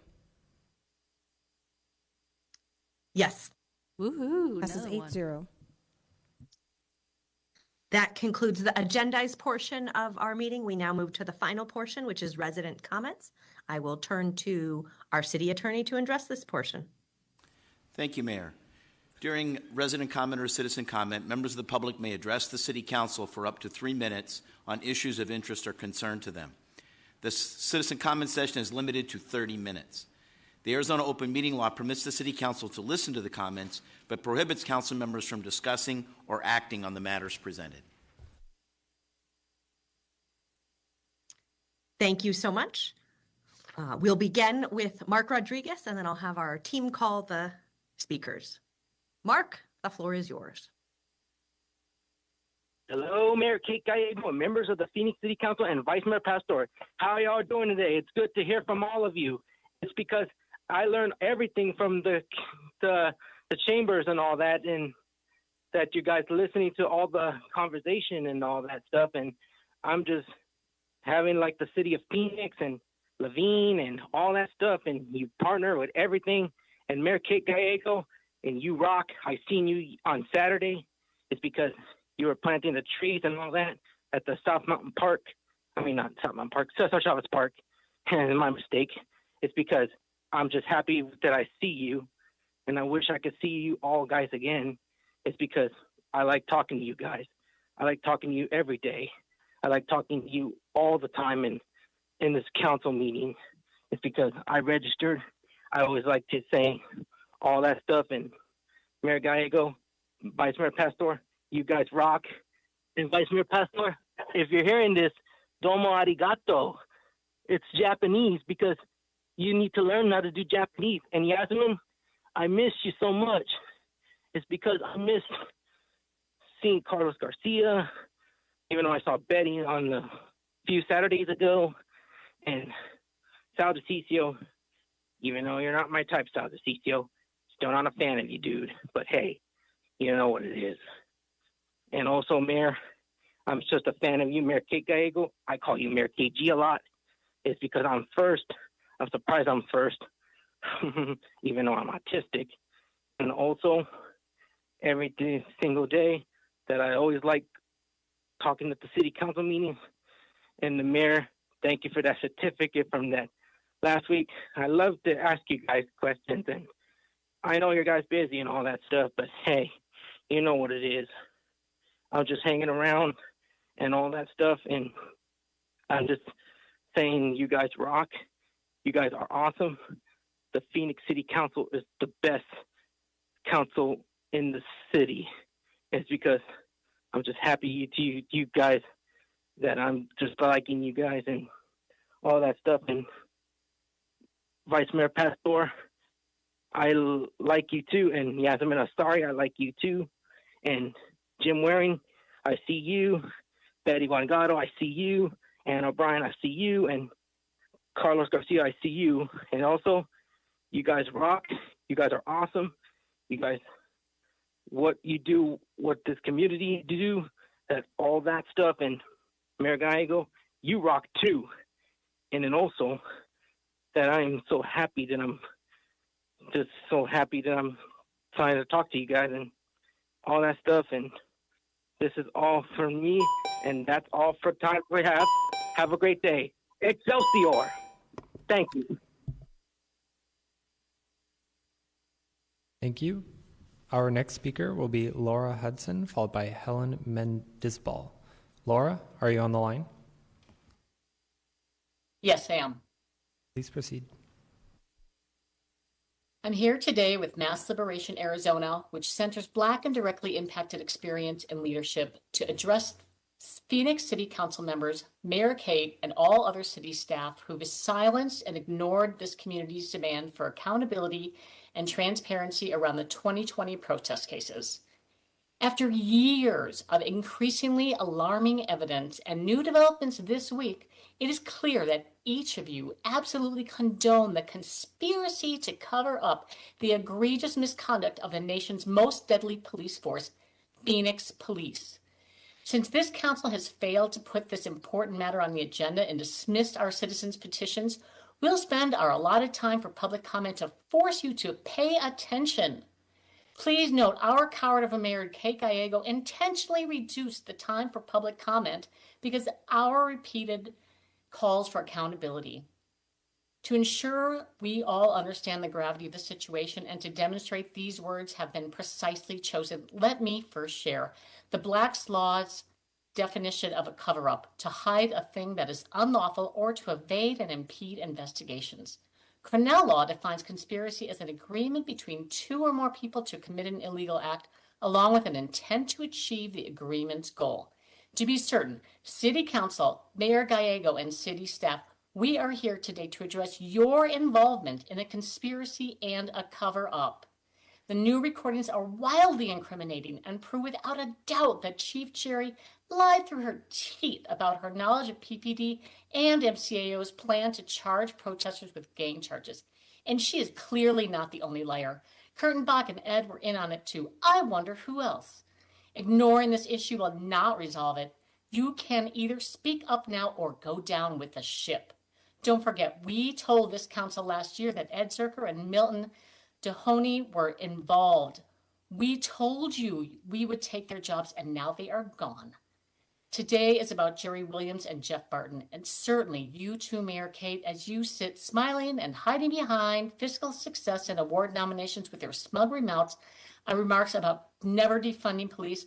We see your failed leadership as no different from Alistair Adele's. So your days in office are numbered too, Kate. And to each council member who thinks silence is a way to avoid being implicated, you are wrong. This is a conspiracy and a cover-up. And if you don't speak up about it, you are going down next. Our next speaker is Helen Mendibald, followed by Patricia Pagula. Helen, are you on the line? I am. Can you hear me? Yes, we can. Please proceed. Thank you, Laura, so much for sharing some background and indicting this council for its inaction. My name is Helen Mendizabal, and I'm also here with Mass Liberation to explain how we got here. Some of you council members weren't even in your seats when these events were happening, and others of you simply couldn't be bothered to pay attention. For years across the country, there has been a coordinated effort between law enforcement agencies to politically target and prosecute critics of the police. These efforts were particularly pronounced in the wake of end of the killing of George Floyd and Deion Johnson in May 2020, and hundreds of demonstrators, including well-known activists, have been targeted by a sprawling multi-agency apparatus and falsely charged with serious felonies. This was a clear effort to weaponize the criminal legal system to jail, intimidate, and silence activists through the legal system illegitimately to destroy political opponents. Political prosecutions are an effective way to silence, intimidate, and disappear critics and rivals of police accountability. Experts agree that criminal charges may cross the line into political prosecutions when police identify and target political opponents and criminally charge them for activities involving protected speech. For most of the time, these charges are trumped up and so-called investigations are rushed, with the police refusing to produce exculpatory evidence and or going to great lengths to push lies out through the public. During the protests and murders of George Floyd and Deion Johnson, Phoenix PD arrested an estimated 414 protesters, and in over 100 of those cases, PPD used illegal cut and paste probable cause statements. Then, as an escalation, PPD colluded with MCAO in order to charge dozens of protesters as made-up street gang called ACAB. Sergeant Doug McBride perjured himself while testifying, saying this fake gang was as dangerous as the Bloods, Crips, and Hells Angels. All of those charges were dropped, and as a subsequent lawsuit was filed to address the harm the city and its violence police caused. Yet, council refused to respond in any meaningful way. This council has consistently remained silent despite community demands for public discourse. Mass Liberation showed up to Public Safety and Justice Subcommittee meetings during the summer, and ways they conspired with prosecutors to politically target dozens of protesters and falsely charge them. We issued dozens of citizens' petitions and demanded formal agenda items, discourse, investigations, accountability, and reparations. Did council ever once talk about these things on its own? Nope, never. Our next speaker is Patricia Paluga, followed by Giovanni Sanchez. Patricia, are you on the line? Yes, can you hear me? Yes, we can. You may proceed. Thank you. Thank you, Helen and Laura. I'm also here with Mass Liberation Arizona, and I have lots of receipts on the city's failures in 2021. On January 20th, 2021, despite overwhelming public pressure with over 230 public comments in opposition, Phoenix City Council approved the city's request to apply for a state grant that would reimburse PPD for costs related to, quote, riot activity response. There were no riots. Council reimbursed PPD for brutally targeting and falsely charging their critics. The PPD earned was for overstaffing itself to silence your constituents. On February 10th, after ABC 15 revealed that PPD created a neo-Nazi challenge coin celebrating their assault of a protester in 2017, over 40 people flooded the Public Safety and Justice Subcommittee in outrage. Council ignored us, talking about barking dogs instead. Chief Williams knew nothing about the challenge coin in 2017, and just like these street gang charges, she did nothing about it. On February 17th, ABC 15 exposed more lies about the protest cases and PPD's misconduct. Council members DeCiccio, Williams, and Waring petitioned the mayor to defund the Office of Accountability and Transparency. The only reason their petition failed by a 6-3 vote was because 130 people came out and demanded it. Now we know that just days earlier, Sal DeCiccio was texting Alistair Adele on behalf of Jerry Williams and plea to refile known false charges. From March to April, we submitted 9 citizens petitions telling you how to hold PPD and city officials accountable for this conspiracy. We had to submit those petitions just to make you aware of what was happening in your own police department and what your city manager was trying to cover up. We named exactly who was responsible. Hundreds of community members came out in support, yet none of you did anything. And on August 5th, when the DOJ announced an investigation into the city and Phoenix Police Department, Council, you, quote, welcomed them. Since then, the DOJ has done nothing while organizations, attorneys, and all of the actual investigating. The Ballard SPAR report is finally discussed by Council on August 24th. You all watched as Chief Jerry stated that charging protesters as gang members was just a bad idea as a result of poor communication and systems being bypassed, instead of the fact that she bold-faced lied to all of us about knowing about this misconduct between police and the MCAO. Our next speaker is Giovanni Sanchez, followed by Chelsea Hickok. Giovanni, are you on the line? Yes, can you hear me? Yes, we can. You may proceed. Thank you for taking my call. I'm with the Brotherhood of Street Racers in Arizona. We were formed in 1965 by Big Willie Robinson with the help of the Los Angeles Police Department to help deter street racing and criminal activities by establishing a safe, organized place for people to come out and drag race and spectate. In the beginning, it was permitted to have street closed off with the help of law enforcement to allow people to race in a legal and controlled environment.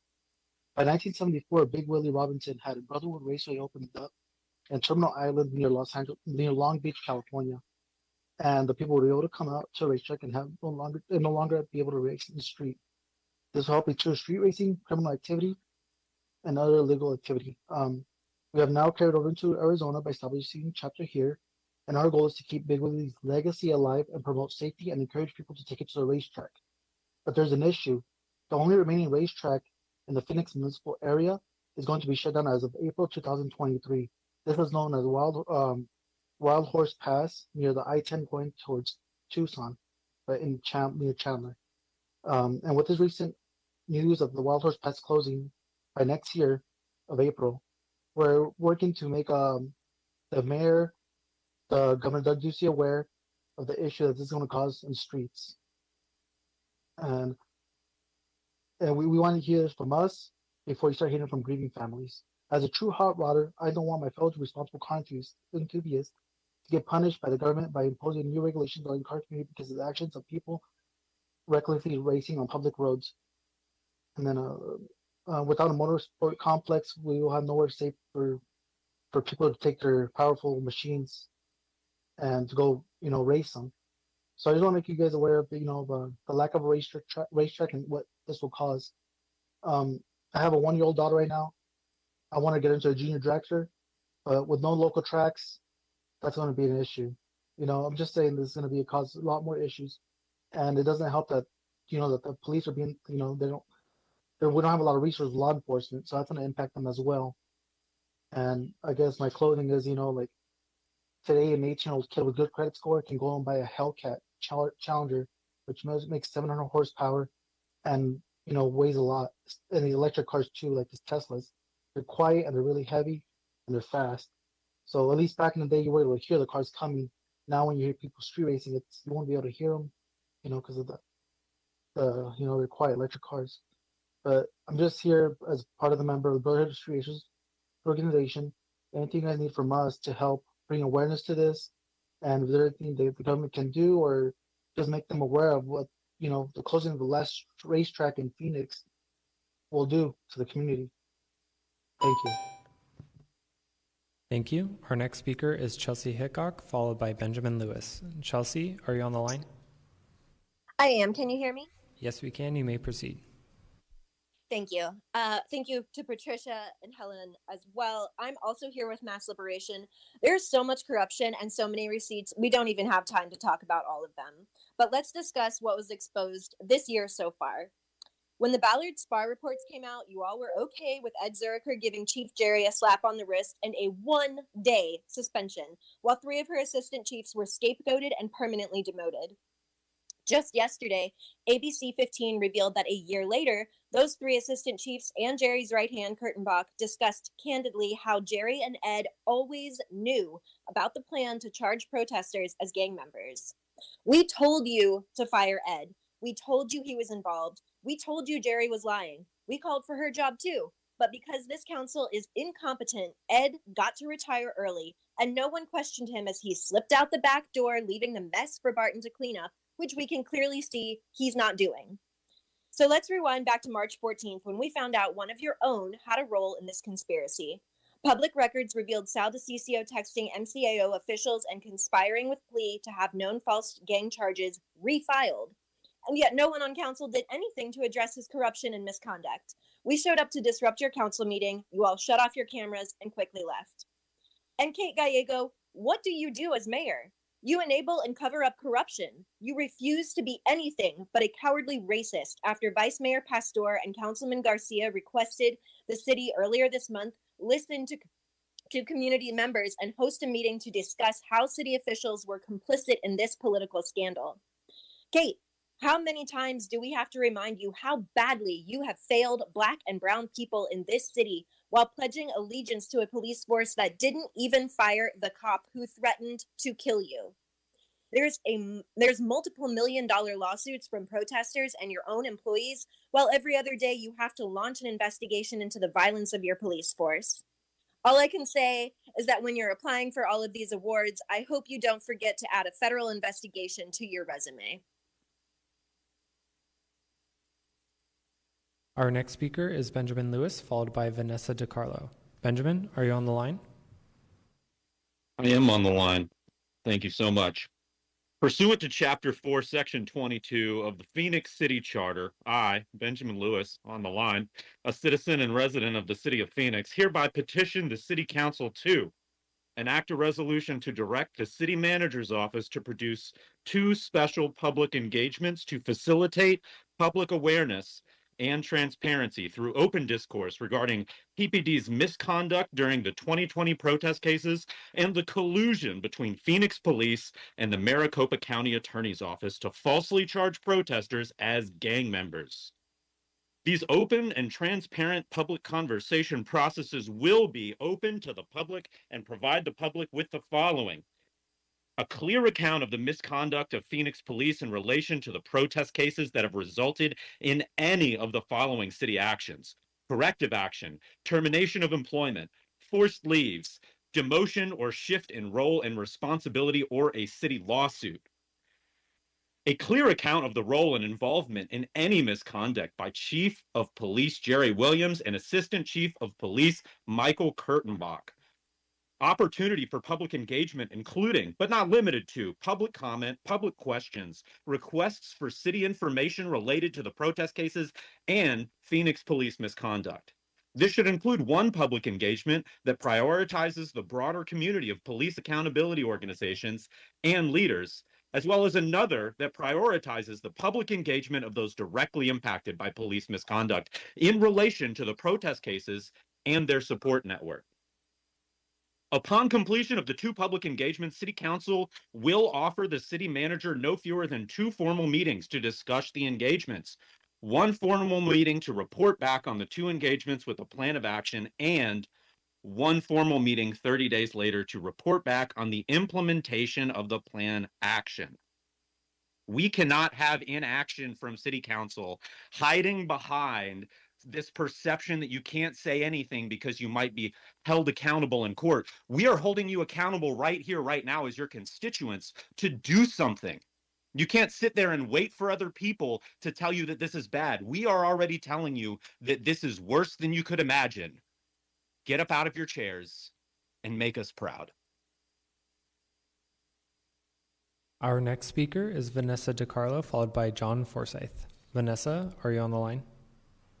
Yes, thank you. Thank you, Ben.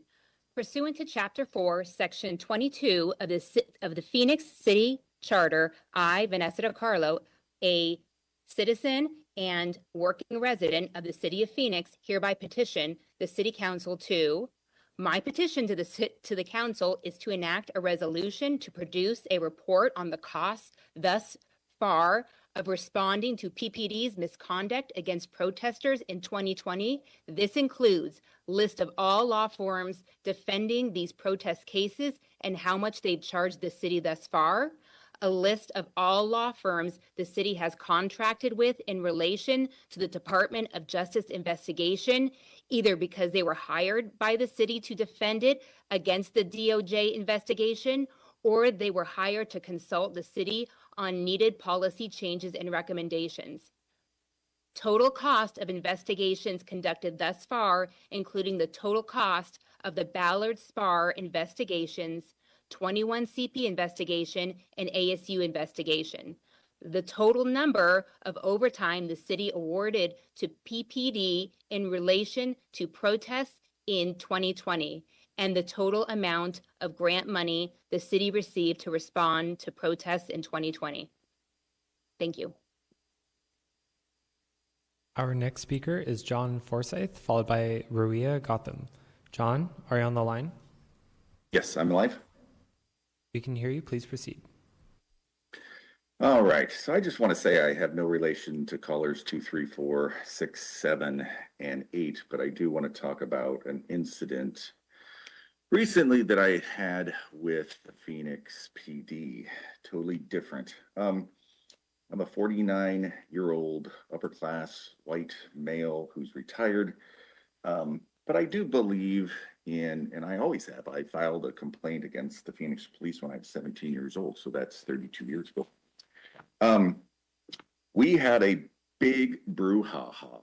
I mean, it was big. There was 8 police officers involved with me for doing a constitutionally protected activity of just following and videotaping one of your officers. I'll give you the incident number. It's 22-300-895. So what my problem is, your officer lost total control. I actually had to tell him to settle down, and he told me he was a 23-year veteran of the police department, which is a problem. So when I got the incident report, there's 180 lines to the incident report. 163 lines were redacted. Your professional standards sergeant yesterday told me that they were redacted to hide my privacy. I actually requested the report, so I'm confused that you're hiding my privacy from me. The next thing, when I asked the PSU unit for when I would see the body camera footage, the total incident, the officers were on time 100 minutes. I was there for 55. The officer that pulled me over only had 24 minutes of body cam. So I know you can't answer my question, but is that accountability? 65% of Americans believe in police reform accountability, not defund, not abolish, accountability. 65% is for every one person that doesn't believe in it to believe in it. So that is democracy in its action. I am available to talk to anyone at any time. I said I was retired. I gave you the incident report number. I don't think your PSU is going to do much. Again, my name is John Forsyth, 602-708-3212. Thank you. Our next speaker is Ruia Gotham, followed by Anissa Groves. Ruia, are you on the line? Ruia is not on the line. Our next speaker is Anissa Groves, followed by Marisa Leva. Anissa, are you on the line? Yes, can you hear me? Yes, we can. You may proceed. Excellent. I'll keep this short. I'm just wondering if you're even watching the news. I mean, we just laid it all out for you, but I mean, do you realize how bad this looks for all of you? How many of you are actually part of this cover up? Is that why you're not talking? Like, you better say something because you're all going down.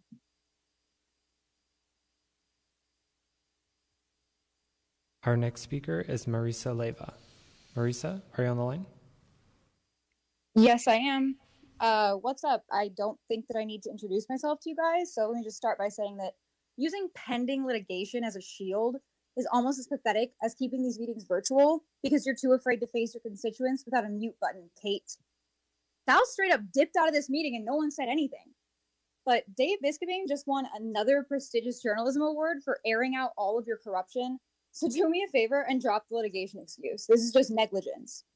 You're not going to get away with sticking your fingers in your ears and hoping this all goes away. You have a responsibility to the community to address this now. Your own council member was colluding with Phoenix police officers, plea, and MCAO to try to refile false charges against us. Jerry Williams sat in front of all of you and lied, and you ate it up. I personally spoke to Carlos, Betty, and Yasmin about this last September, and you all told me that Jerry and Ed had your unconditional support and you didn't care what I had to say.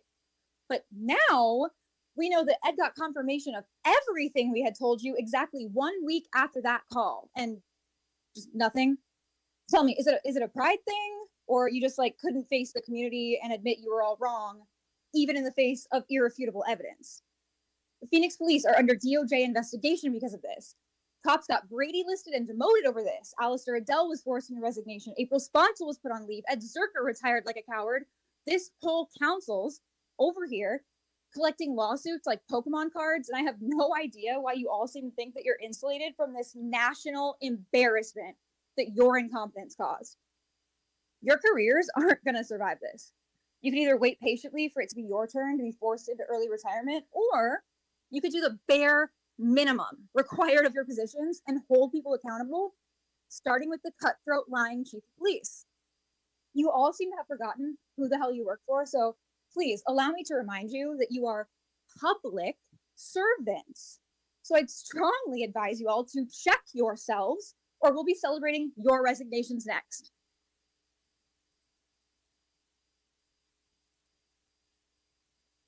Our next speaker is Tina Luna. Tina, are you on the line? Tina is not on the line. Our next speaker is April McHugh. April, are you on the line? I am here, and I just want to echo what everyone has said and ensure that you are following the leadership of folks who have been directly impacted by our Phoenix Police Department, our MCAO office, and now your city council. All of you are complicit in this behavior. I just want to echo the demands that were announced earlier in case you did not hear them. We want to see 2 special public engagements to facilitate public awareness and transparency through open discourse regarding PPD's misconduct during the 2020 protest cases and the collusion between Phoenix Police and the Maricopa County Attorney's Office to falsely charge these protesters as gang members. This is serious impacts on people's lives, and you all are just standing by watching. I don't know how you sleep at night. I don't know how you engage with your family on a day-to-day basis, knowing that you are complicit and engaging in this behavior. We want to see a clear account of the misconduct of the Phoenix police in relation to the protest cases that have resulted in any of the following city actions: corrective action, termination of employment, forced leaves, demotion, or shift in role and responsibility, or city lawsuit. We also want to see that clear account of the role and involvement of any misconduct by Chief of Police Jerry Williams and Assistant Chief of Police Michael Kurtenbach. We want an opportunity for public engagement so you can actually hear us. Do you realize you've limited public comment to 30 minutes so that you can hear less of your constituents? This is not what your job is. As Marisa just mentioned in the call before, you are public servants and you're here to serve the public. This is actually what you signed up for and why people voted you in. You have to follow people that are directly impacted. And we're not going to stop showing up. Like, all of your seats are next. We're coming for all of you because you are all complicit in all of these misconducts. I yield my time. Thanks. Our final speaker is Brandon Valentine. Brandon, are you on the line? Yes, I am. Hey, my name is Brandon Valentine, and I just want to say that it's absolutely outrageous that the City Council hasn't addressed any of the heinous wrongdoings of the Phoenix Police Department, plea, and council members. Every single one of you here has blood on your hands. The actions of this council are actively perpetuating genocide, and Yasmin and Carlos over here living in a fairy tale land pretending to care. Remember when you guys refused to denounce Jerry Williams simply based on her identity? Remember how dismissive you guys were at any mention of accountability? I have the video of that meeting too, but y'all want to go back on your word and then issue a performative statement when the news about pro-slavery Sal dropped, only after we screamed about it on the last formal meeting. Every week, a huge news story drops, further indicting every entity involved in this scandal. Kate, I'm sure you knew about this, especially considering Ed Zerker knew. And instead of even pretending to care, you doubled down on your obsession with the slave catchers, which is honestly the most honorable thing you've done as a mayor. Solidifying your position as an actual Nazi is brave. Where's Jeff Barton? Have you said anything about this absolute circus you're managing? What are you even doing? Sal, you really wake up, kiss Debbie on the cheek, then come to work only to cheat on her with every member of plea? Is she not jealous of Britt London? The violence the city enthusiastically sponsors is homicidal. You're all complicit, and it's a matter of time before it surfaces. Ed Zerker was forced into retirement, and you mean to tell me that none of you knew? Come on now. My 4-year-old daughter can form a more cohesive lie than you losers. It's absolutely mind-blowing that the city is still operating knowing the hate it endorses is killing people and using taxpayer dollars to do it. Giving the cops over $800 million while Arizona's public education system is next to last in the country isn't really fiscally responsible, is it? Y'all willfully ignore the voices of the community you claim to represent. 2,000 people could call in telling y'all to stop giving money to cops, and if one person disagreed, the cops are getting a raise because you clowns cherry pick information that supports your disgusting anti-Black agenda. This council's silence on all of these issues has nearly shattered my eardrums. Address this now or hold on for dear life as your titles get stripped one by one. The rest of your careers will be miserable and ending shortly, willingly or unwillingly.